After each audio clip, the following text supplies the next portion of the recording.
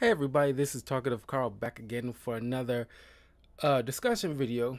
And this is just gonna be a quick one covering my thoughts on this year's Summer Games Fest that happened just yesterday. And I didn't post right afterwards, right then and there, because, you know, I needed a good once over again. And just to, cement my feelings. And it's definitely better than what I thought the state of play was.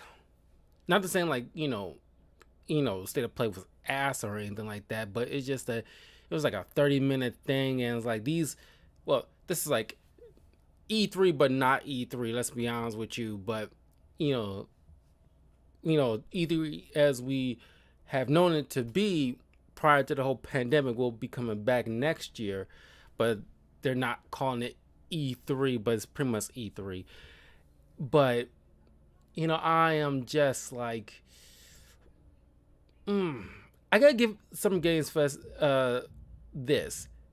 The bulk of the stuff, it's original IP. I gotta give it that because a lot of people, uh, me included in some cases, it's like, God, it's like remaster after sequel after remaster after sequel, and so far it's only been one remaster, and that's that crappy Last of Us thing. I know people love Last of Us, like it's not my cup of tea.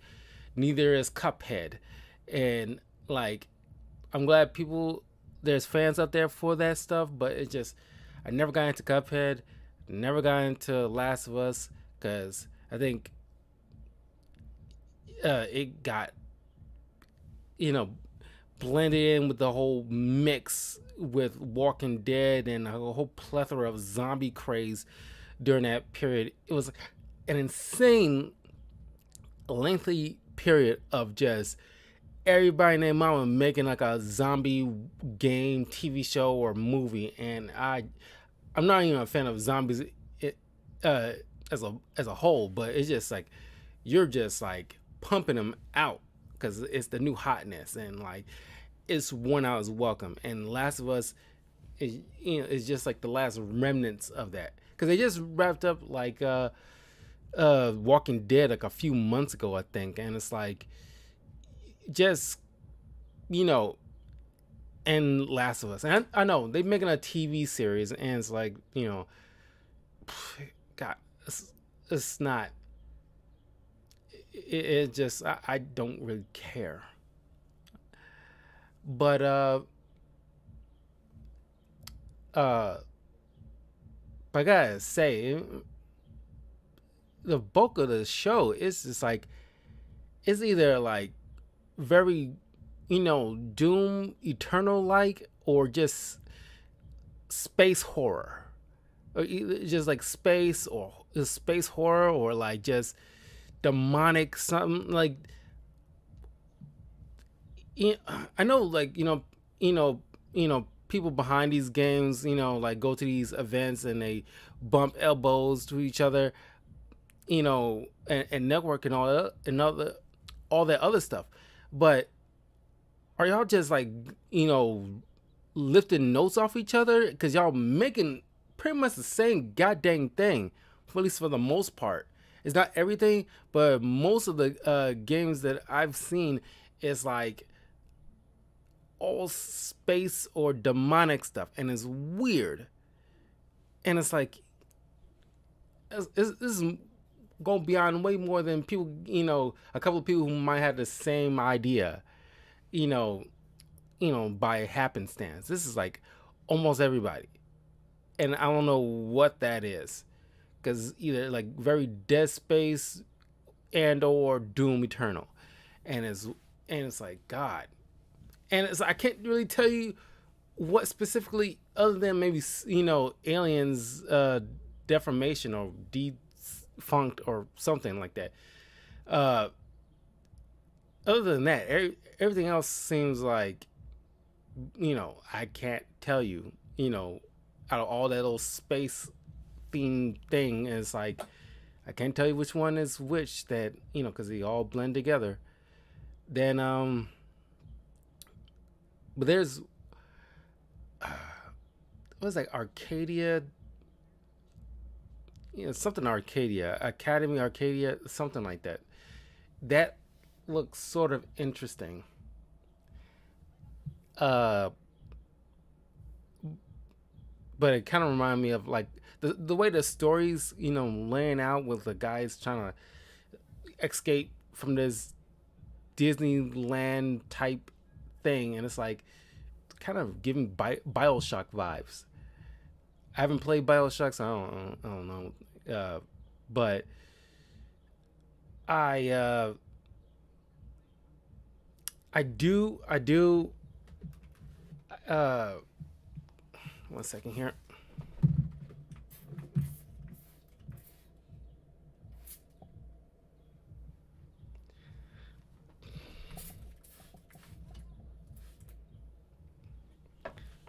I do like well, there's two games.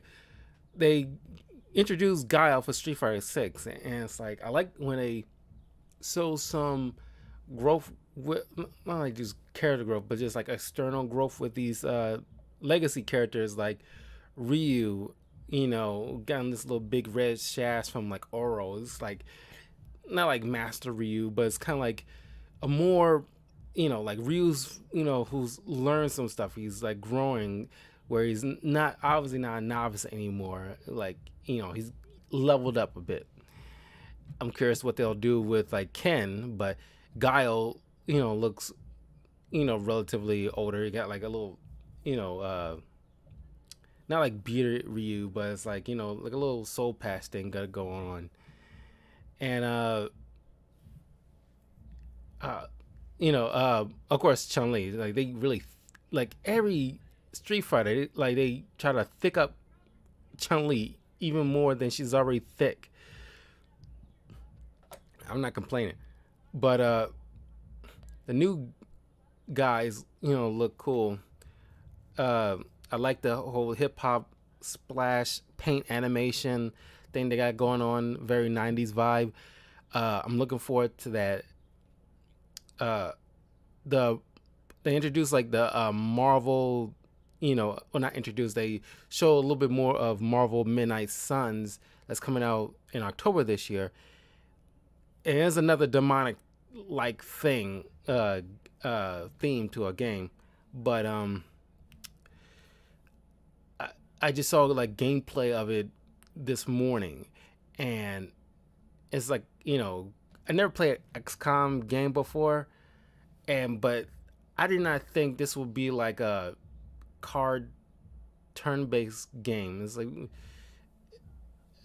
it feels very mobile. I'm still want to get it just to because it seems it still have my interest, but it's just like I'm a little taken aback when you actually see like the gameplay of it, and it's like you know utilizing like these particular cars, Spider-Man oriented, like web yank or web throw type of thing, and it's like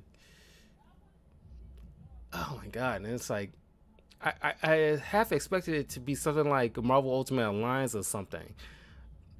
Uh, Speaking of card based games, there's a Switch game that kind of piqued my interest called Neon White.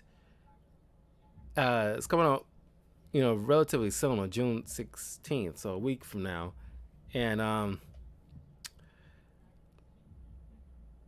gotta see like other people's gameplays of it because I like the look of it, and it's another card based thing, but I don't know. It seems like a little bit nuance with it, so I don't know. I mean, so Arcadia and Neon White is part of like the maybe pile, where like Marvel Midnight Suns and Street Fighter 6 is the definite go getting thing.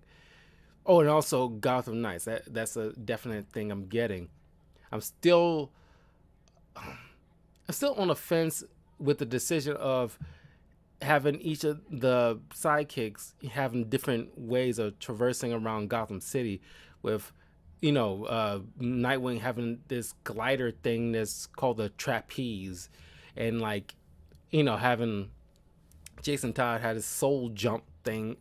It's like, you're part of the Bat family. Grapple, bitch. Like, come on, just use a grapple gun and just grapple. I don't know why you gotta make everything like so different. It's like giving Batman like bat teleportation thing. It's like or he can teleport by just throwing a gas grenade and disappear in a cloud of smoke and then reappear on another side of a building. And it's like, you don't need to do all that. Okay, you don't need to give them like weird gimmicks. At least that's my opinion. I know they're already different from each other just by the costume things. That's enough.